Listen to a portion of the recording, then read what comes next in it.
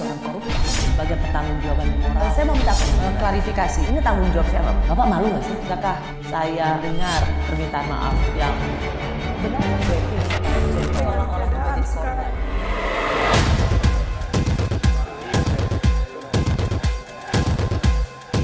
Polisi bersama itu lainnya juga akan bekerja keras mensukseskan Ibu Khofifah dan Mas Emil ini.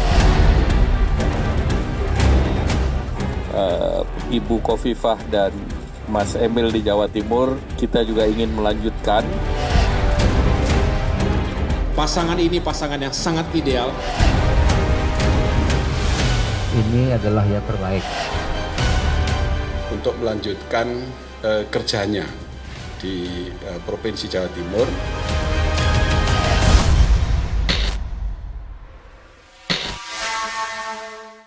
Saya sudah bersama mantan Menteri Sosial, calon Gubernur Jawa Timur untuk periode kedua, Khofifah Indar Parawansa. Mbak Khof, terima kasih. Apa kabar? Aku yang makasih Mbak Rosi. Sudah bela-belain ke program Rosi. Yap. Apa kabar Mbak Khof? Alhamdulillah baik. Saya dengar baru sakit. Iya, kayaknya ada infeksi di tenggorokan, jadi sempat ICU juga. Sempat ICU? 2 hari lalu udah keluar rumah sakit. Wah. Ini belain Mbak Rosi, aku di Jakarta. Ya makanya saya sungguh-sungguh menghargai, baru pulang naik haji waktu itu. Ya. Lalu kemudian pulang naik haji dengar Besoknya sakit. udah langsung ke rumah sakit. Dan sempat masuk ICU. Ya. Alhamdulillah udah terlewati masa kritis. Alhamdulillah. Alhamdulillah. Sekarang lebih baik. Oke sih, oke. Aku udah konsul kok ke dokter, karena kalau wawancara sama Mbak Rosi, aku mesti merespon gitu. Boleh nggak saya berbicara agak banyak gitu. Oke, kata dokter. Oke. Terima kasih Pak Dokter. Bu Dokter, Bu Rosi namanya. Rosi juga. Oh Rosi juga Yap. memang. Terima kasih Bu Dokter Rosi. Tanpa izin Bu Dokter, Iya. Mbak Khof nggak kesini. Siap. Mbak Khof, saya ingat sekali dulu ketika Mbak Khof pilkada pertama. Karena ini nama Mbak Khof ini, setiap pilkada Jawa Timur selalu ada nama Mbak Khof. Ini akan menjadi periode kedua. Tapi saya mau merefer flashback dulu Mbak Khof. Tahun 2008 ya kalau nggak salah pertama kali Mbak Khof ikut pilkada Jawa Timur waktu itu. Saya ingat saya mengantarkan Mbak Khof ke setelah wawancara dan Mbak Khof mengatakan langit cerah, saya rasa semua akan baik-baik gitu, saja. Ya. Dan pada waktu itu memang semua mengatakan kemenangan itu ada di tangan seorang Khofifah Indar Parawansa. Baru detik-detik terakhir Mbak Khof dikalahkan oleh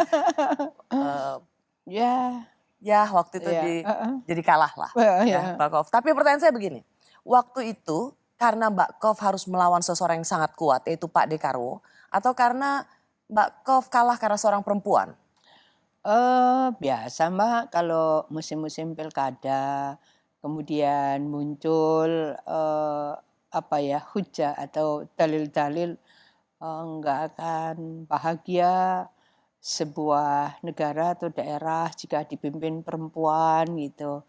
Jadi memang untuk bisa membangun kepercayaan bahwa perempuan mampu berbuat, kita memang harus membuktikan dulu. Ada proses penetrasi persepsi ya, yang memang harus dilakukan oleh kita semua. Dan itu menjadi penting kalau kita membangun jejaring lebih kuat dan lebih kuat lagi untuk bisa meyakinkan dan memberikan satu persepsi terhadap peran dan kemampuan, kapasiti dan kompetensi seorang perempuan. Mbak Khofifah sudah menjadi ketum Muslimat waktu itu kan? Tapi itu saja tidak memberikan. Gak cukup, karena kan ketua Muslimat itu hanya mimpin perempuan. Dan itu ormas. Kalau kemudian harus mengambil keputusan-keputusan publik yang bisa berdampak pada banyak dimensi kehidupan masyarakat, kemudian ada yang mempertanyakan, ya itulah PR kita bersama, bahwa kultur-kultur patrilineal itu memang masih harus kita jelaskan. Ya, butuh waktu 10 tahun Mbak Khof untuk bisa memenangkan pilkada Jawa Timur. 10 tahun berjuang. Itu karena katakan sudah tidak melawan Pak Dekarwo yang sangat identik dengan Jawa Timur, atau masyarakat Jawa Timur sudah bisa menerima pemimpin perempuan? Saya rasa dua-duanya. Jadi ada proses di mana kita hadirkannya lebih banyak lagi ya dalam waktu 10 tahun. Jadi kemungkinan itu berperan untuk mengubah persepsi masyarakat yang mungkin tadinya agak kurang berseiring dengan kehadiran kepemimpinan perempuan, ibaratnya wong lanang sakmene akeh kok dipimpin wong wedok misalnya. Akhirnya kemudian bisa melihat bahwa kompetensi perempuan, kapasiti perempuan memungkinkan untuk mendapatkan kepercayaan memimpin sebuah provinsi besar. Jawa Timur ini provinsi terbesar kedua, heterogenitas yang luar biasa, elemen-elemen strategisnya sangat banyak menentukan kondisi nasional. Pegang Jawa Timur menang di nasional. Ya, paling tidak Jawa Timur ini sebetulnya menjadi referensi 20 provinsi Indonesia Timur. Ya. Sebelum ke Bu Hovifah, ada yang juga ingin saya tanyakan. Karena Bu Hovifah ini menjadi calon gubernur Jawa Timur. Ya. Tapi kan sebenarnya Anda ini bukan kader partai manapun kan. KTA-nya Mbak Hof ini apa? Aslinya saya masih ber-KTA PKB. Aslinya PKB Gus Dur ya Pak ya. Itu penting ya, harus Ya. digarisbawahi ya. Jadi saya masih ber-KTA PKB Gus Dur. Artinya saya belum berpindah KTA partai lain. Selain itu pasti KTA saya Muslimat NU. Jadi ada yang menarik dari seorang Hovifah. Ia tidak menjadi partai politik manapun, tetapi selalu dalam kontestasi pilkada selalu bisa mendapat dukungan atau diusung oleh partai-partai politik. Menurut Mbak Hovifah, apakah ini sebuah karena apa? Karena Mbak Hovifah memiliki KTA Muslimat? Saya rasa kita harus membangun equidistance ketika menjadi pimpinan semacam kepala daerah. Jadi komunikasi-komunikasi dan perlakuan-perlakuan secara equal dengan semua elemen, bukan hanya partai politik, saya rasa harus kita bangun. Saya sering sekali menyampaikan kepada kawan-kawan, termasuk pimpinan-pimpinan ormas, pimpinan elemen-elemen strategis lainnya, ingatkan saya kalau saya tidak adil. Jadi begini, dalam referensi Islam, doa pemimpin yang adil itu insya Allah mudah dikabulkan. Jangan sampai kemudian doa kita itu terkendala. Maka pemimpin harus adil. Sering saya menyampaikan. Ini konteksnya sebagai gubernur atau sebagai? Gubernur, sebagai gubernur. Karena saya harus membangun equidistant tadi dengan seluruh elemen. Partai-partai maupun non-partai. Satu saat sampai dengan tahun pertama saya diberi mandat untuk memimpin Jawa Timur, saya cari itu mana pimpinan PHDI, Hindu. Saya cari, saya nggak ketemu, saya cari lagi, saya ketemu. Saya menyampaikan kepada mereka, saya sudah datang ke sentra-sentra tempat pura-pura mereka, yang mereka pun juga belum berkesempatan ke sana. Di sini saya datang gitu. Saya kepingin ketemu dengan pimpinannya. Apa sebetulnya yang sekarang ini menjadi program prioritas mereka. Ini dalam konteks kelompok minoritas di Jawa Timur ya? Saya takut kalau saya tidak adil. Sering saya menyampaikan itu, ingatkan saya kalau saya tidak adil. Supaya semua merasa tersapa bahwa ya kita ini hadir mestinya memayungi semuanya, mengayomi semuanya. Apa rahasianya seorang Hovifah Indar Parawansa yang tidak berpartai dimanapun, tapi bisa diusung oleh Partai Demokrat yang mana waktu itu ketumnya Pak SBY, lalu kemudian diusung oleh Gerindra yang partainya Pak Prabowo. Apa rahasianya sehingga seorang Hovifah Indar Parawansa ini bisa mendapat golden ticket dari partai-partai yang selama ini di tingkat nasional Ini itu bahasa yang justru tidak berada dalam koalisi. bahasa Mbak Rosi ini golden ticket. Kami mendapatkan surat rekom Gerindra itu 10 Desember. Jadi memang Desember itu udah Gerindra, Demokrat, PAN, kemudian Golkar itu sudah turun surat rekom di bulan Desember. Tapi kemudian sekarang ini kenapa turun rekom lagi? Karena ini rekom B1 KWK. Sesuai dengan kebutuhan pendaftaran di KPUD nanti. Jadi kayak tadi malam saya terima dari Demokrat ini rekom untuk format B1 KWK. Iya, Mbak Kof. Tapi rahasianya apa? Karena kalau semua kepala daerah provinsi lain nih, Mbak Kof, nama Khofifah Indar Parawansa ini benar-benar nama seperti partai-partai lain di Jakarta untuk memilih Pilkada Jakarta, Jawa Barat, Jawa Tengah, Banten. Itu masih semuanya wait and see. Tapi giliran Jawa Timur semuanya tombol yang sama, Khofifah Indar Parawansa. Aduh Mbak Rosi, mungkin juga pasti banyak variabel ya.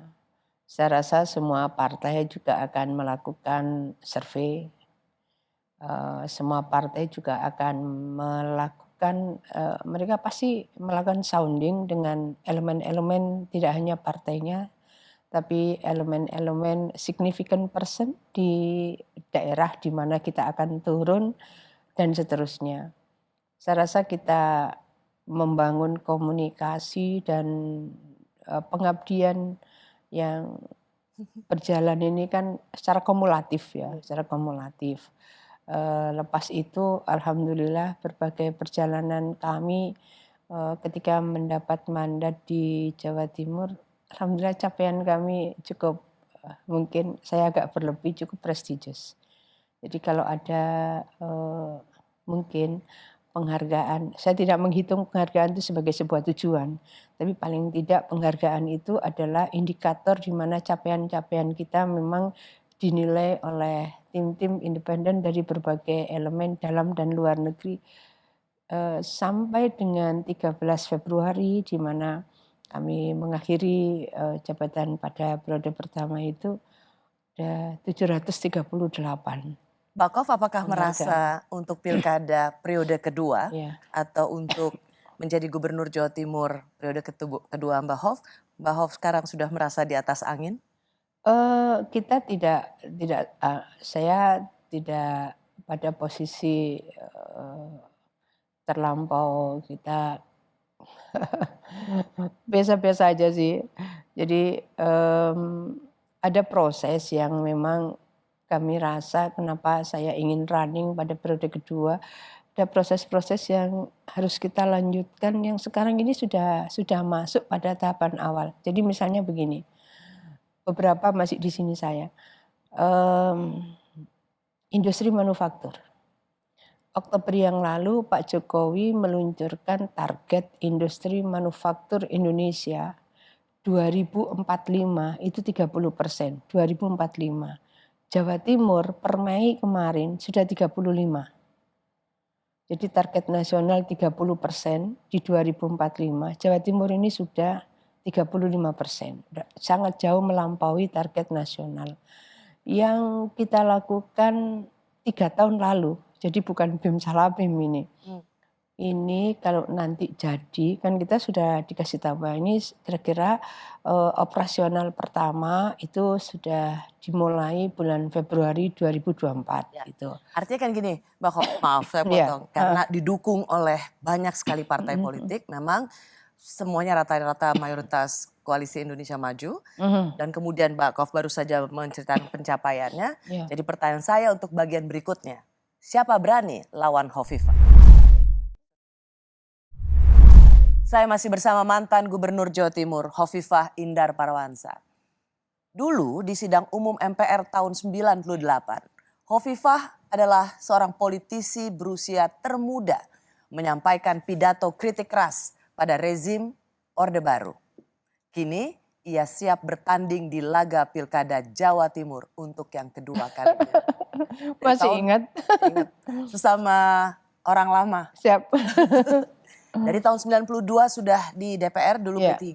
Ya, Saya mau tanya dulu, sebenarnya yang membesarkan nama seorang Khofifah Indar Parawansa adalah P3. ya. Tapi P3 tidak ada lagi di Sedih saya, Parlemen sedih Nasional. sekali. Ya. Sebagai yang pernah dibesarkan oleh P3, apa yang dirasakan oleh Khofifah Indar Parawansa? Saya berharap masih ada semangat dari tim P3 untuk berjuang kembali 5 tahun ke depan supaya bisa memenuhi parliamentary threshold.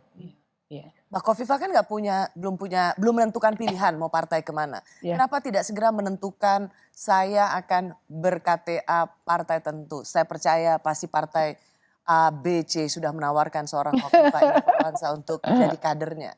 Iya juga sih sudah ada.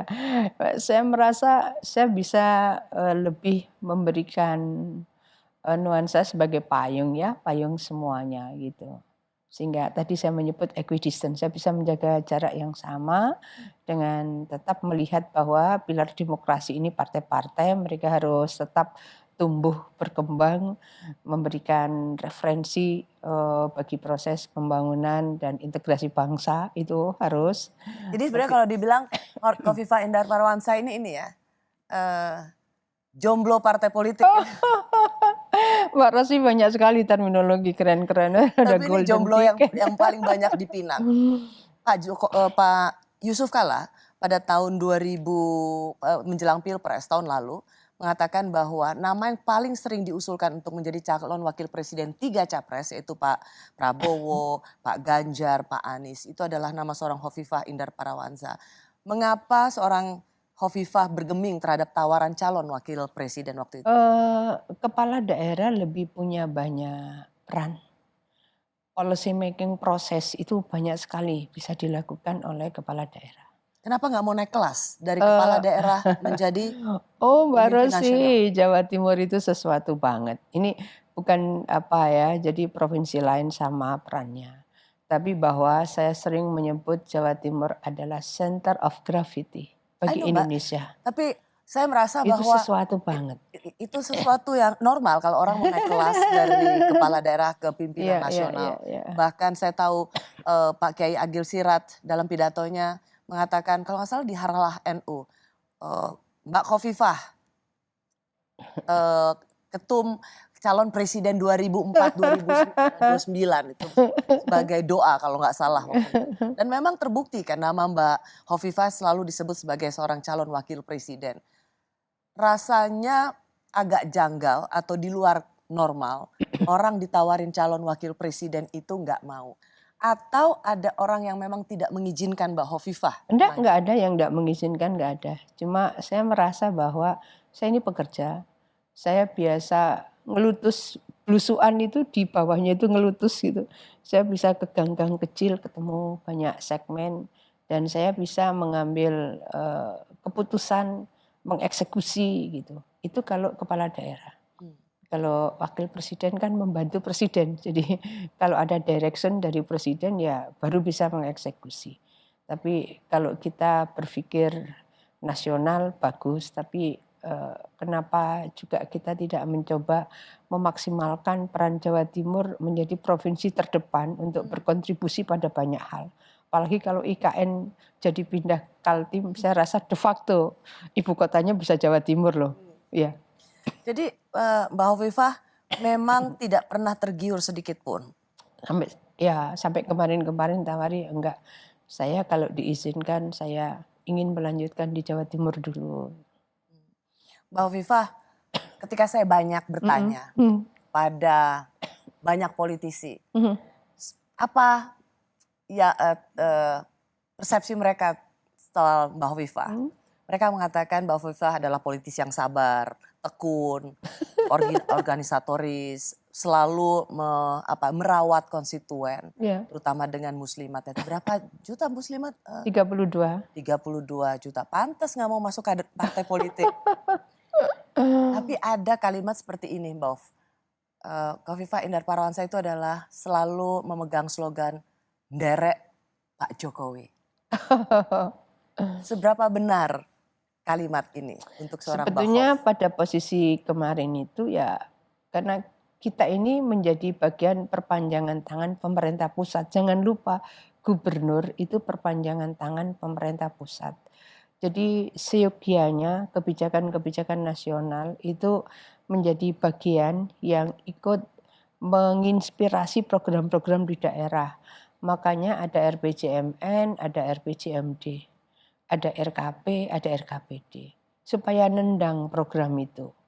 Tapi Pak Jokowi relatif sering mengundang kami diskusi. Dan saya biasa terbuka menyampaikan hal-hal yang memang perlu mendapatkan kritisi atau evaluasi dari pemerintah itu. Pak Jokowi sangat terbuka menerima masukan-masukan.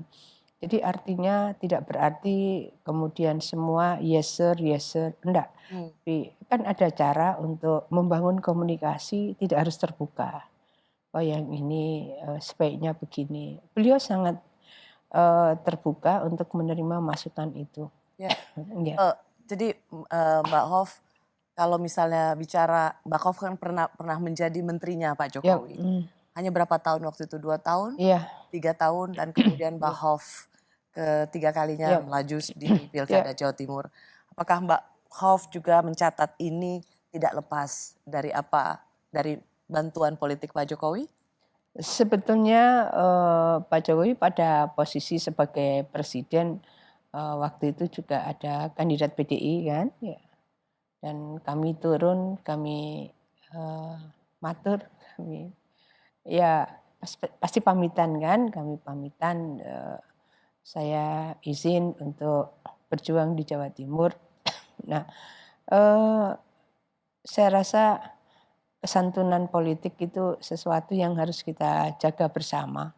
Saya berusaha sekali untuk menjaga kesantunan politik kepada semua level, semua elemen, sehingga tidak mudah orang itu kemudian misunderstanding terhadap apa yang kita lakukan. Ini yang saya bilang, hebatnya seorang Hovifah, karena menterinya Pak Jokowi, keluar dari menterinya, dari kabinet, padahal waktu itu Pak Jokowi masih menjadi kader PDI Perjuangan, harus berlaga melawan kader lain yang berasal dari PDI Perjuangan, dan Mbak Hof yang menang waktu itu. Menurut Mbak Hof, ramuan apa ini? Ramuan politik seperti apa yang sebenarnya Mbak Hof lakukan?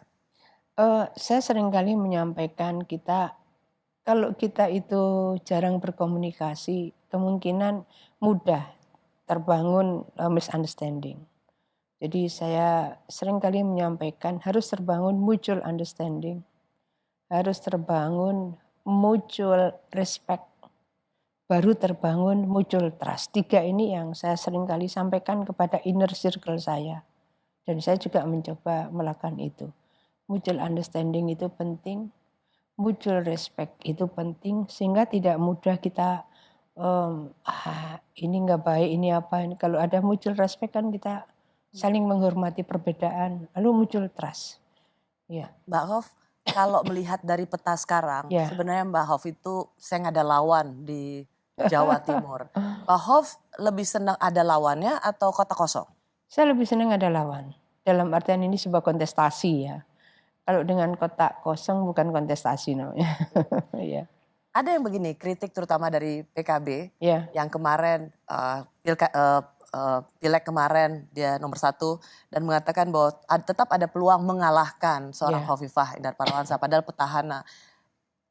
Alasannya adalah karena elektabilitas Mbak Hof sebagai gubernur Jawa Timur itu belum sampai 50%.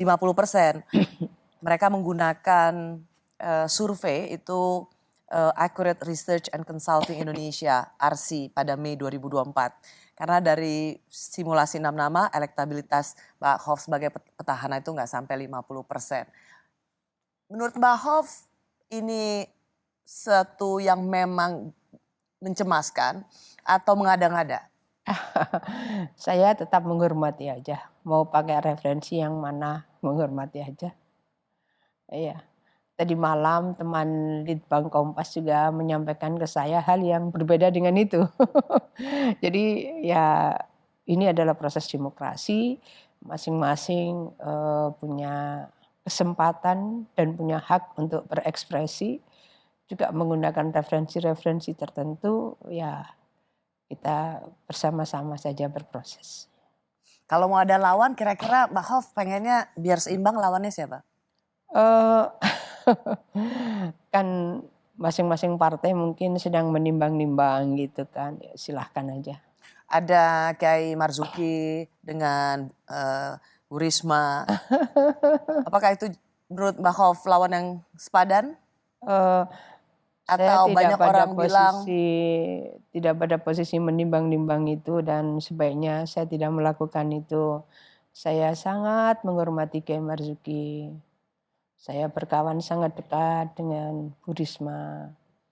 2 kali Pilwali rumah saya salah satu posko. Beliau berposko, beliau berapat-rapat di rumah saya. Bu Risma, kami cukup dekat. Mbak Hof selalu bisa memberikan jawaban yang aman. Kalau gitu pertanyaan gini, mungkin lawan yang lebih seru atau sepadan adalah Caimin. Ya, saya rasa Caimin baru saja berproses di Indonesia dan juga di Jawa Timur. Beliau saya rasa sudah menghitung bagaimana kemarin perolehan pada saat Pilpres dan seterusnya, pasti juga akan menjadi pertimbangan. Beliau akan turun gelanggang atau beliau akan menurunkan yang lain, tetap pada posisi penghormatan hak berekspresi masing-masing partai untuk bisa mengambil keputusan. Di bagian selanjutnya, saya akan bertanya pada Mbak Hof. Karena jalan mulus menuju Jatim 1 rasanya memang depan mata. Tapi benarkah itu atau masih ada ranjau dalam perjalanan menuju Jawa Timur 1?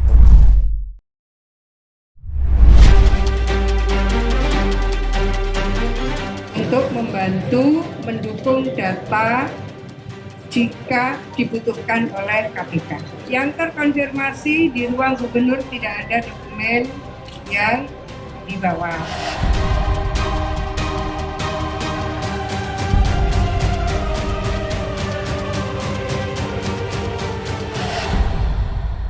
Saya masih bersama mantan Gubernur Jawa Timur, pernah jadi Menteri Sosial periode tahun 2014 hingga 2018 dan kini tengah bersiap untuk jadi Gubernur Jawa Timur periode kedua seperti yang selalu saya Boleh bilang. dong, pernah jadi Menteri Pemberdayaan Perempuan zaman Gus Dur. Boleh banget.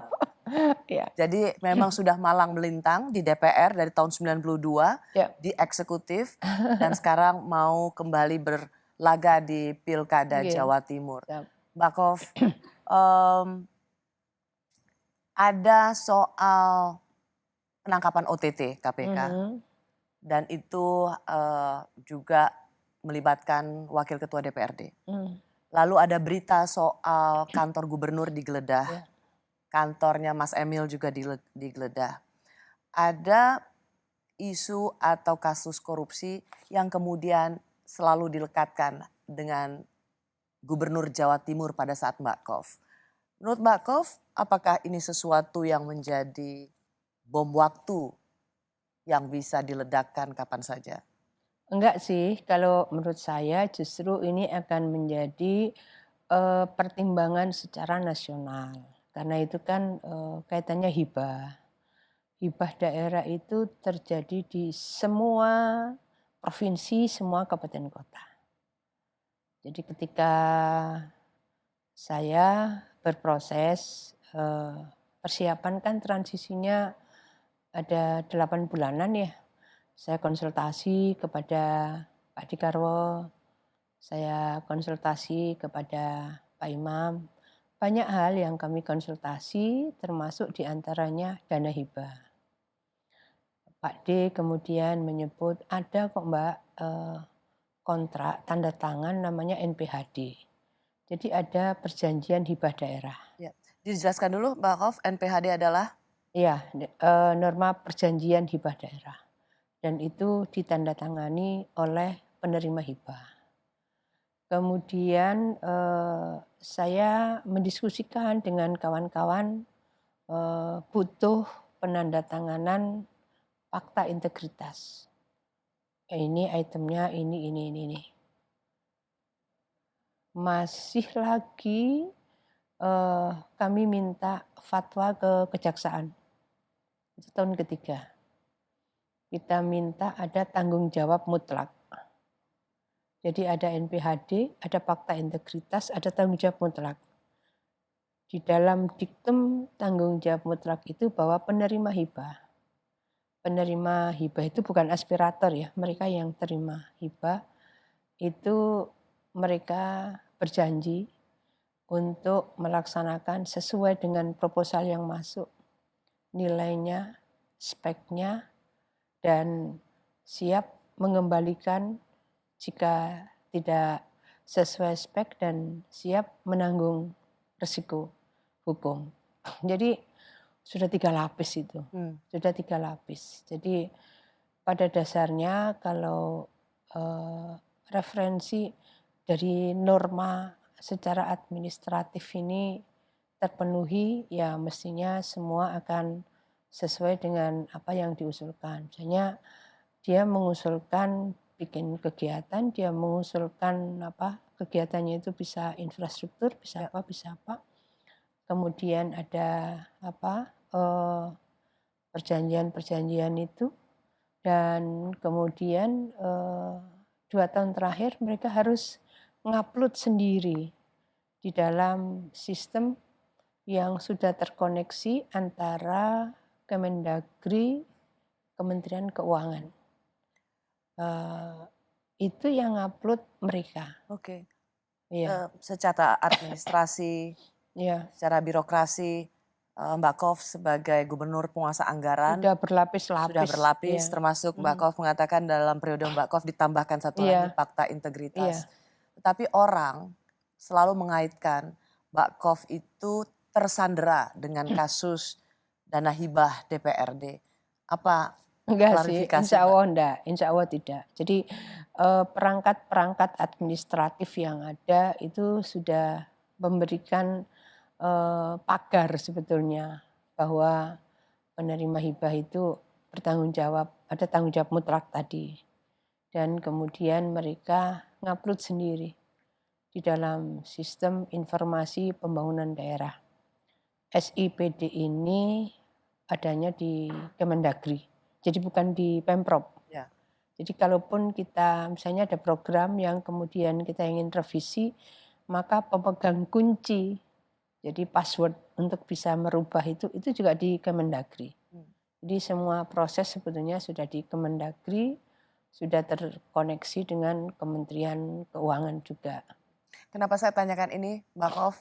Karena selain nama Mbak Kof yang dianggap susah dicari tandingnya di Jawa Timur, tetapi kemudian orang selalu mengkaitkan dengan kasus korupsi dana hibah DPRD.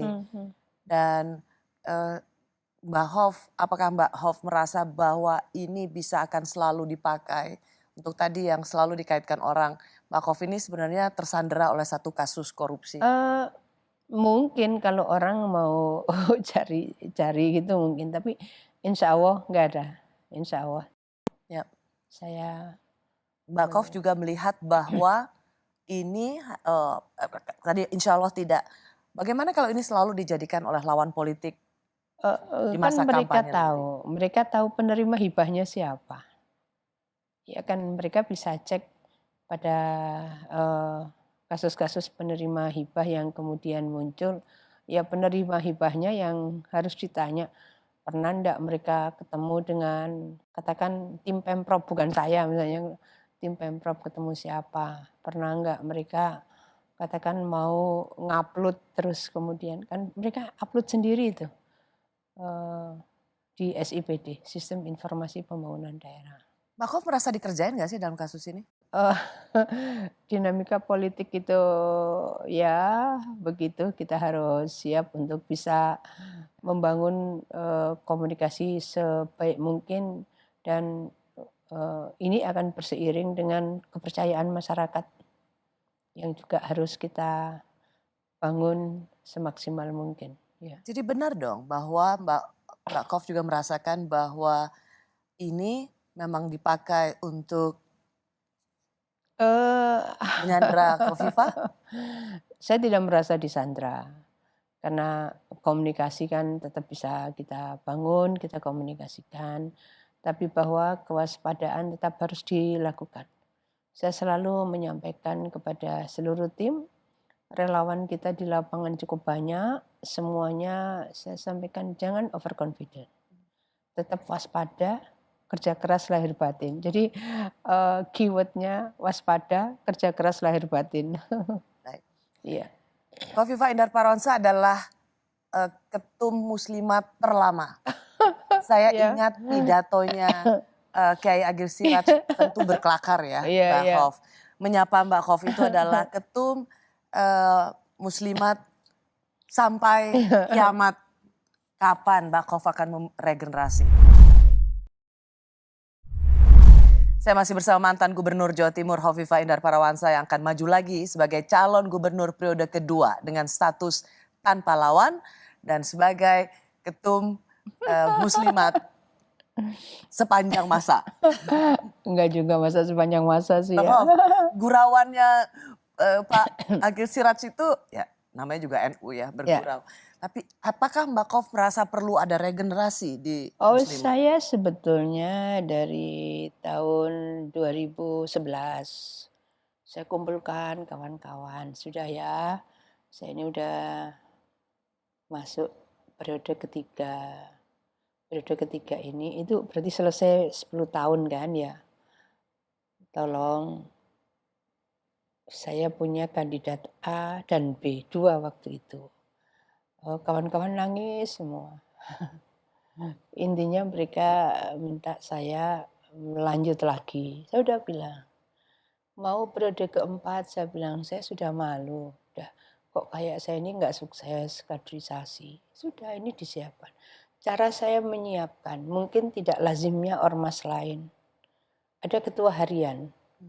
Di Muslimat itu ada ketua harian, kita menyebut ketua periodik. Oke. Dia bertanggung jawab selama 8 bulan, selayaknya ketua umum. Ya, hanya memang kan muslimat tetap saja brandingnya Mbak Khof.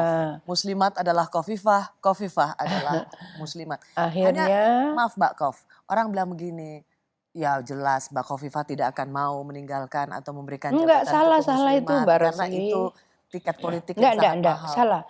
Jadi saya waktu itu izin kepada ketum PBNU dengan 7 orang saya ajak.